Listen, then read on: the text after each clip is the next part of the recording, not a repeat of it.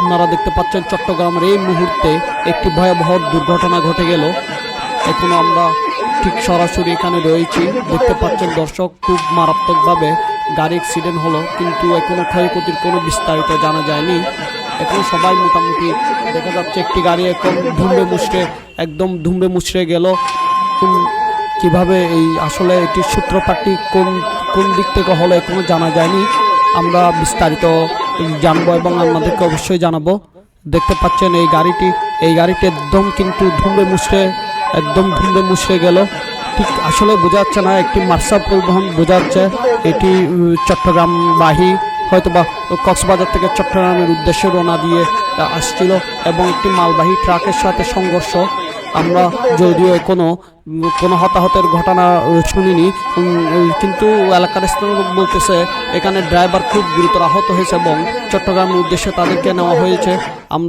আমরা বিস্তারিত জানার জন্য অপেক্ষা করব এবং দেখতে পাচ্ছেন একটি প্রাইভেট কারও কিন্তু খুব মারাত্মকভাবে কিন্তু দুর্ঘটনার কবলিত এলাকায় পড়েছে দেখা যাচ্ছে।